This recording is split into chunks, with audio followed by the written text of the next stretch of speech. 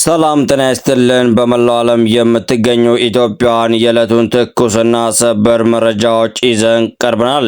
ዛሬ ምሽት የኢራን ስልጣኔ ያበቃል። የፕሬዝዳንት ዶናልድ ትራምፕ አስደንጋጭ ማስጠንቀቂያ ነው። ዓለም በከፍተኛ ስጋት ውስጥ ስትሆን አሜሪካ በካርግ ደሴት ላይ ጥቃት መፈጸሟ ተሰምቷልም። ኢራን በበኩሏ በሚሊዮኖች የሚቆጠሩ ዜጎቿም በኃይል ማመንጫዎቿ ዙሪያ እንደ ሰው ጋሻ ልታሰልፍ መሆኑን አውጃለችም። የሚሳኤል ኢላማ የሆኑት የባህረ ሰላጤው ቅንጡ ከተሞች ዕጣ ፈንታ ምን ይሆንስ? ቁልፉ ጠፍቶብናል በሚል የኢራን ዲፕሎማቶች በትራምፕ ላይ የሰነዘሩት አስቂኝ ስላቅስ ጦርነቱን ያባብሰ ይሆን? ሁሉንም ዝርዝሮች ይዘን ቀርበናል። በቅድሚያም ቪዲዮ ላይክ፣ ሰብስክራይብ በማድረግ ጀምሩትም። ፕሬዝዳንት ትራምፕ ለኢራን ያስቀመጡት የጊዜ ገደብ ዛሬ ሌሊት ያበቃል። በጣም ትንሽ ነገር ነው የሚተው በሚል ዛቻ የታጀበው የአሜሪካ ጦር ቀድሞውኑ በኢራን ቁልፍ የነዳጅ ማዕከል በሆነችው ካርግ ደሴት ላይ ጥቃት መፈጸሙ ተረጋግጧል። ትራምፕ ኢራን ለእኔ ተቀባይነት ያለው ስምምነት ላይ ካልደረሰችና የሆርሙዝ ወሽመጥ የባህር ወሽመጥን በፍጥነት ካልከፈተች አውዳሚ እርምጃ እንደሚወስዱ አስታውቋልም። ይሁን እንጂ ውሳኔ በአሜሪካ የሕግ አውጪዎች ዘንድ ከፍተኛ ተቋሙ አስነስቷልም። እንደ ኢልሃን ኦመር ያሉ የኮንግረስ አባላት ይህ የጦር ወንጀል ሙከራ ነው በማለት ትራምፕ በ25ኛው የሕገ መንግስት ማሻሻያ ከስልጣን እንዲነሱ መጠየቅ ጀምሯልም።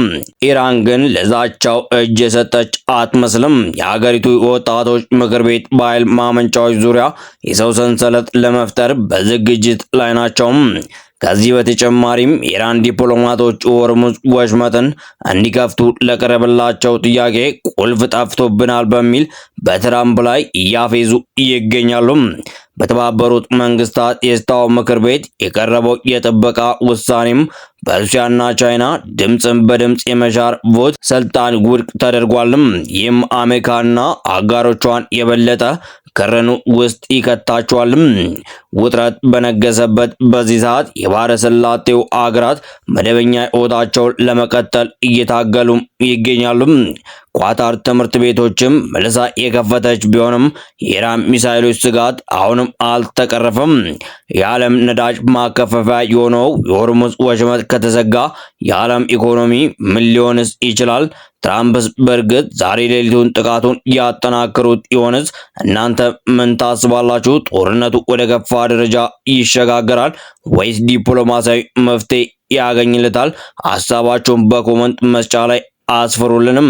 ወደ ዝርዝር መረጃዎች ስንገባ ለማመንም ይከብዳልም። ኢራናውያን ዓለምን ያስገረመ ጉዳይ እየፈጸሙ ይገኛሉ። ሰው ከጦርነት ቀጠና ሸሽቶ ይደበቃል እንጂ እንዴት ኢላማ ውስጥ ከገባ ቦታ ላይ ራሱን ያስቀምጣልስ? በኢራንና በአሜሪካ መካከል ያለው ውጥረት በከረረበት በዚህ ወቅት የኢራን መንግስት ባስተላለፈው ጥሪ መሰረት በሚሊዮኖች የሚቆጠሩ ዜጎች በኃይል ማመንጫዎችና በድልድዮች ዙሪያ የሰው ሰንሰለት መፍጠር ጀምሯልም። በተለይም በሐዋዝ ነጭ ድልድይ ላይ የታየው የህዝብ ስብስብ ሊሰነዘር የሚችልን ጥቃት ለመመከት የታለመ ሲሆን ድርጊቱ በሲቪል ተቋማት ላይ የሚፈጸም ጥቃት የጦር ወንጀል መሆኑን ለዓለም ለማሳየት የተወሰደ የመጨረሻ አማራጭ ነው ተብሏልም። ይህም ያልተለመደ እንቅስቃሴ ቀጠናዊ ፍጥጫ እጅግ አሳሳቢ ደረጃ ላይ መድረሱን አመላካች ሆኗልም። ይሁን እንጂ አሜሪካ በኢራን ላይ ወታደራዊ ጥቃት ሰንዝራለችም። የኒውክሌር ስጋትም አስፈርቷል። የአሜሪካው ፕሬዝዳንት ዶናልድ ትራምፕ የኢራን ስልጣኔ ዛሬ ምሽት ያበቃል የሚል ጠንካራ ማስጠንቀቂያ ማሰራጣቸውን ተከትሎ የአሜሪካ ጦር በኢራን ቁልፍ የነዳጅ ማዕከል በሆነችው ካርግ ደሴት ላይ ጥቃት ፈጽሟልም። ፕሬዝዳንቱ ለዓመታት የዘለቀው ውጥረት እንዲያበቃና በሀገሪቱ ላይ ስር ነቀል ለውጥ እንዲመጣ ፍላጎታቸው መሆኑን ገልጸዋልም። ዘጋርዲያን እንደዘገበው ትራምፕ በኢራን ላይ የኒኩለር ጦር መሳሪያ ሊጠቀሙ ይችላሉ የሚል ከፍተኛ ስጋት ነግሷልም። በአሜሪካ ሕግ መሰረት ፕሬዝዳንቱ የኒኩለር ጥቃት ለማዘዝ ብቸኛ የማይገሰገስ ስልጣን ያላቸው በመሆኑ ውጥረቱ ወደ ከፋ ደረጃ ሊያመራ እንደሚችል ተገምቷልም። ኢራን በበኩሏ ለተሰነዘረባት ጥቃት ያለ ገደብ አጸፋዊ ምላሽ እንደምትሰጥ እያስጠነቀቀች ሲሆን በቀጠናው የሚገኘውን የነዳጅ መስመር ለዓመታት እንደምትዘጋ ዝታለችም። ጥቃቱ የተፈጸመው ኢራን የሆርሙዝን ሰርጥ እንድትከፍት የተሰጣት የ10 ቀን ገደብ መጠናቀቁን ተከትሎ ነው። በሌላ በኩልም ቁልፉ ጠፍቶብናል የኢራን ዲፕሎማቶች ለትራምፕ የሰጡት አስቂኝ ምላሽም ትራምፕ ዛሬ አታድርም ያሏት ኢራን ከማደር አልፋ በእሳቸው ላይ እያፌዘች ትገኛለችም። የአሜሪካው ፕሬዝዳንት ዶናልድ ትራምፕ የሆርሙዝ የባህር ወሽመጥ በአስቸኳይ እንዲከፈትና ካልሆነ ግን ኢራን በማታውቀው ሁኔታ ትደመሰሳለች ሲሉ የሰጡትን ጠንካራ ማስጠንቀቂያ ተከትሎ የኢራን ኤምባሲዎች ያልተጠበቀና አስቂኝ ምላሽ ሰጥተዋል።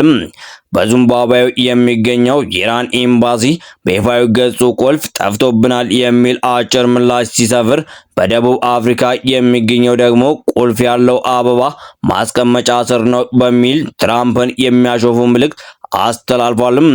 ኢራን የትራምፕን ወታደራዊ ዛቻ በተለመደው የኃይል ቃላት ከመመከት ይልቅ ጉዳዩን ወደ ማህበራዊ ቀልድ በመቀየር የዲፕሎማሲያዊ መድረክ እያነጋገረችበት ይገኛልም።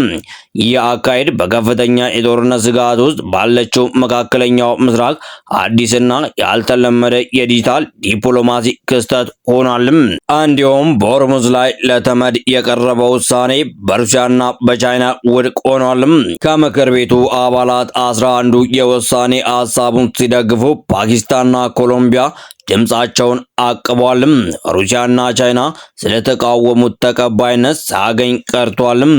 የውሳኔ ሀሳቡ ረቂቅ ላይ ለሳምንታት ድርድር ሲደረግ ቆይቶ የሆርሙዝ ወሽመጥን ለመጠበቅ ወታደራዊ መጠቀምን የሚፈቅደው ክፍል እንዲቀየር ተደርጎ ሀገራት የመከላከል እርምጃ እንዲወስዱ በሚል ተለውጦ ነበርም።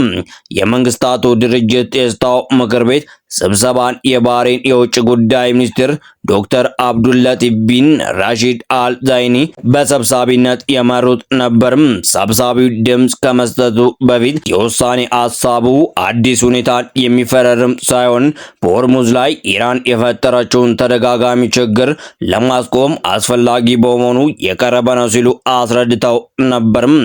የውሳኔ ሀሳቡ ተቀባይነት የማያገኝ ከሆነ ወሳኝ የባህር መተላለፊያ መስመሮችን በመሳሪያነት መጠቀምን በማበረታታት ከሆርሙዝ ባሻገር በሌሎች ቦታዎች እንዲደገም በማድረግ ዓለምን ወደ ሕግ አልባነት ያሸጋግረታል ብለዋልም። ውሳኔውን ድምፅ በድምፅ በመሻር ውድቅ ያደረጉት ቻይናና ሩሲያ በሆርሙዝ መዘጋት እምብዛም ችግር እንዳልገጠማቸው ሲዘገብ ቆይተዋልም።